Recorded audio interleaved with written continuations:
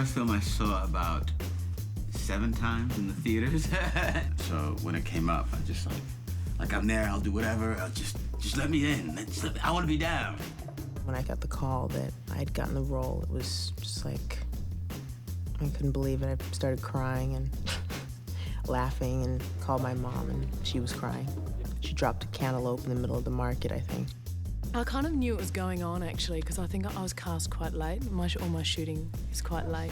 I'd heard about it as a thing that was going on in Sydney before I knew anything about the characters that were up for grabs. The possibilities that I would be in it began to firm up, and I was excited about it. I'm blown away by it, really. When they asked me to be part of the next 2, it was a great surprise. One place I do have to suspend my imagination is what's happening on the screens as I'm reading the Matrix code. And that was a little tough at first because I couldn't understand what Larry and Andy were talking about. And after a while, I feel like I developed at least a language for me that where I could talk to them and they could talk to me and I could understand more. Beyond like, beyond that, and we come up with sentences that sort of sum up the kind of feeling that I understood and Larry and Andy understood. There was a lot of scenes too. It was like 22 scenes, so first, 20, they were a little tough. We got a serious situation here, sir. Performing his duties on the Neb, he is a soldier. He is there, he knows where his position is, what he's supposed to do, what his job is, and that's what it's about. When he gets to go home is when he gets to be in love. And he gets to be in love with his wife and with his sister-in-law and kids, and he gets to let it all hang out. The one thing that Link does do, which I think is really interesting, and that his name is Link, is he sort of is an interesting link between the audience and the movie. In the movie, a lot of things are happening and nobody seems to be paying attention, like Neo's flying through the air, and it's like just another day at the office, except for Link, who's like, oh my God! He gets to be the audience member in the movie. Yes! It was a real treat. I brought my daughter in, we both sat on the seat, and she was like, hey Dad, is this where he punched? And it's like, yeah, and we just both sat there and loved every second of it. I was excited, but at the same time, it was bittersweet. The first few scenes that I did, they brought Aaliyah up for continuity for a shot. At first, I remember thinking, okay, I don't know how to deal with this because I'm seeing her image and I'm seeing what she had done. So it was hard. Then I started, getting really affected and upset about the fact that she isn't able to stand where I'm standing and say these lines and do this role. And it made me cry on set. During a couple of scenes. And so then I realized later that it was her helping me.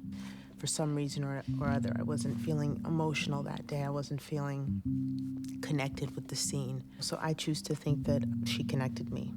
In comes Nona, and she brings with her just this enormous presence, this loving, giving, and also big forceful presence, because she's like a warrior in this thing, and she's no joke. And the scenes that we share are all really touching and loving. I think that she loves Link, and Link is about all she's got left. They're evacuating our level. We have to go. I'm not going with you. I just love how crazy that siege scene is. It's just so much action going on all at one time, and we're doing it with the green screen and with imagining stuff coming down, and it reads off the page. You can see it as you're reading it.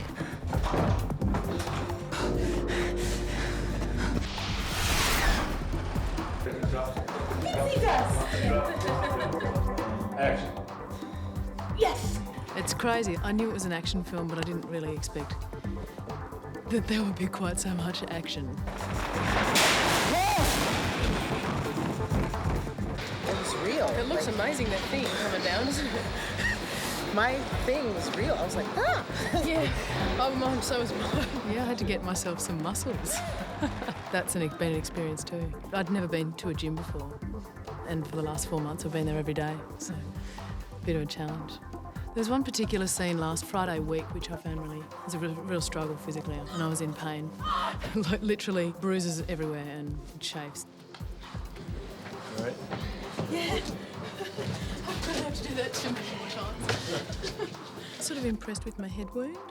But the scenes have been just mainly combat. I have a massive bazooka that's very heavy, and Z's shoving artillery into the back of it. So, you know, like Nadia can be up there on the platform and you can, like, you know, stick it down in the hole and pretend as if she's feeding it to you, you know what I mean? And that's what we do together. We're just coming in and out of hatches, shooting baddies and disappearing.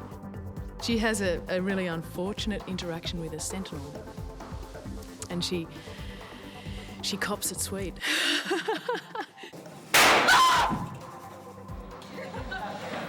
Melodrama. That was good. Just give me one clean shot. The brothers are from Chicago, as well as being huge Bull fans. I share that with them. I'm from Chicago, and I'm a big sports fan. And I'm a former seminarian. I studied to be a priest for about 5 years. And they were a lot like guys I went to school with. There was a description that came out on the breakdowns that said, looking for somebody who could physically go toe-to-toe with Fishburne. And we both are in love with Niobe, played by Jada Pinkett. She's gutsy, she is beautiful, she's tough. She's the gal that you want in that situation. And it's very easy to see why we would love her, and I think that would cause some problems between two strong-minded, forceful men. I'm going to recommend to the council that you be removed from duty. Perhaps to his detriment. He can only think rationally. He really wants to believe in all of the other stuff, but he cannot. I'm going to be among the surprised viewers, you know, because when you're doing it, you look and there's a big blue-green screen or whatever with tennis balls. That, you know, your imagination is doing one thing. Locke is an interesting character, you know. He's doesn't get the girl in the end. He probably gets left with the, you know, he has his gun, and that's about it. You know, you wonder what's going to happen with this guy next. She goes back off with Morpheus, it seems, and what's he going to do? And I think that he has to reassess how he looks at the world. I think once he does that, he might get a girl. You know, you might find some perfectly nice Zionian or whatever they're called. So, you know, in The Matrix 4, Locke's Revenge, I think that it's going to be a really interesting path that he takes.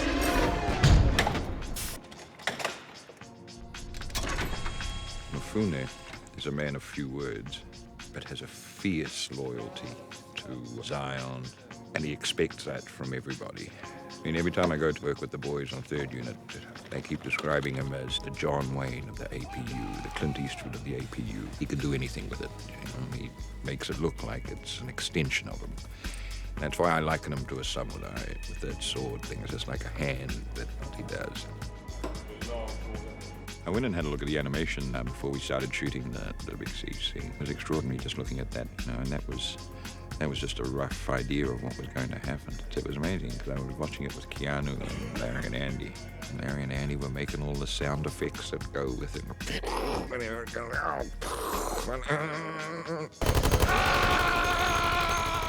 And in terms of filming, just the technical side of it, because everything has to be so precise, I actually had to adjust what I was doing to fit the animation. And so in terms of technical skill, you know, I was learning all the time a totally different way of doing things. The machine has to come with me. Yeah. I'm already moving into the next move. That's right. I have 4 penetration wounds here, and my face is torn as well.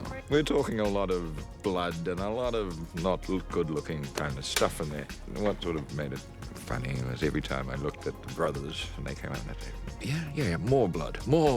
You're sort of down here. By the end, that was like a river of blood. It was like, oh, it was getting in my mouth. And it opened my eyes to big filmmaking, you know, big blockbuster kind of filmmaking, which we don't often get in New Zealand, definitely not in Samoa, where I'm from. I get to be the person who, like, won the lottery ticket and got to sit in the movie and be a person in the movie. I've actually quite enjoyed this experience. It's taught me a lot. The thing I'm looking forward to the most is being able to see it all back and see how it's all put together. It's going to be fun to watch that on screen because we worked really hard.